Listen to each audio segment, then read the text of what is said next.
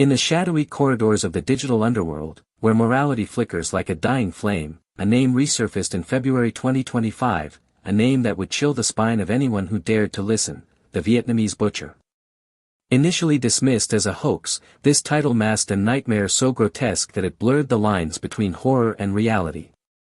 It wasn't a slasher film, it was a horrifying spectacle featuring a 57-year-old government official, a meat cleaver, and a desperate man begging to die, a chilling blend of consent and depravity intertwined. They say the dark web is a graveyard of secrets, but in February 2025, a ghost climbed out of the digital soil. It started with a link on a Telegram channel, a video titled "The Vietnamese Butcher." Most thought it was another special effects hoax. They were wrong. This wasn't Hollywood. It was a 57-year-old government official, a meat cleaver, and a man who had been begging to die for 5 years. Nguyen Xuan Dat lived a double life, one towing the line between normalcy and the grotesque. For over 5 years, he operated under the alias Dat Beheading, immersing himself in fetish forums known for extreme content. Places like Motherless and Watch It Die became his playground, where he curated a warped fantasy of sexualized euthanasia. What drove Dat to such dark desires? His quest for control over his narrative became a troubling reflection of his psyche. Many individuals like him seek extreme experiences as a way to assert some semblance of choice, yet, for Dat, this would ultimately lead to a fatal misunderstanding of consent. At the center of this unholy union was Don Van Sang, a market surveillance official drawn to Dat's morbid aspirations. Their interactions grew intense and manipulative, leading them to forge a pact that blurred the lines between predator and prey. This was not just a chilling contract, it was a meticulously choreographed dance of death. Dat desired a final act that promised the thrill of control, while Sang coveted notoriety and monetary gain from their twisted collaboration. Behind the scenes, an insidious commercial enterprise thrived in the dark web. Videos documenting their gruesome act were marketed as exotic commodities, priced up to 198 yen. With each transaction, a voyeuristic audience fed into a culture that commodified human suffering, pushing the boundaries of morality. Meanwhile, Dat's family remained blissfully ignorant of the nightmarish reality looming ahead. He sent a final message, a deceitful farewell indicating he was going abroad for work, further masking the reality of his impending doom. His family saw him as a caring son, someone who was determined to uplift their lives. But soon, the dark curtain would fall, unveiling a tragedy that would obliterate their world. The impact of Dat's death resonated through his community. Mourners, gathered in candlelight vigils, struggled to understand how someone they loved could end up a victim of such depravity. To them, he was more than just a statistic or an entry in a dark web ledger, he was a cherished individual torn away in the most grotesque manner. As the case unraveled, it became evident that it was not merely a random act of violence but an orchestrated act of horror. Investigators, buoyed by the relentless efforts of amateur forensic analysts, turned their attention to the footage that had surfaced on Telegram. In it, Dat's final moments were captured in chilling clarity.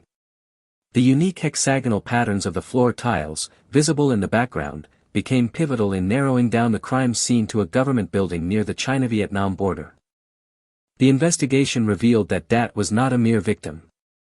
The chilling analysis indicated that he was a co-conspirator, having entered a dark agreement with Sang, where his life would end as a spectacle. The amateur forensic sleuths diligently scoured the footage, uncovering Sang's twisted intentions and his willingness to profane human life in exchange for notoriety and profit. In the darkest corners of the investigation, a shocking revelation emerged. The metadata from the sold video packs showcased a disturbing trophy, a selfie taken by Sang, adorned with a severed head. Although he attempted to obscure his identity, this selfie revealed more than just his moment of triumph. The distinctive birthmark and tattoos featured in the image marked him as a true predator.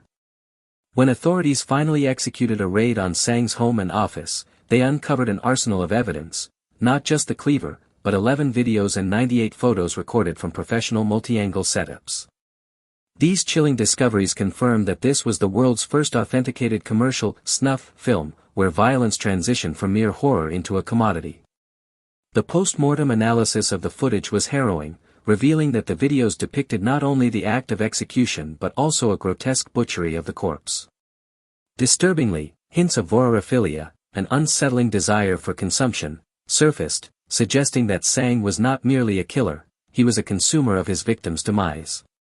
By day, he regulated local markets; by night, he engaged in a ritual that echoed the darkest pages of human history.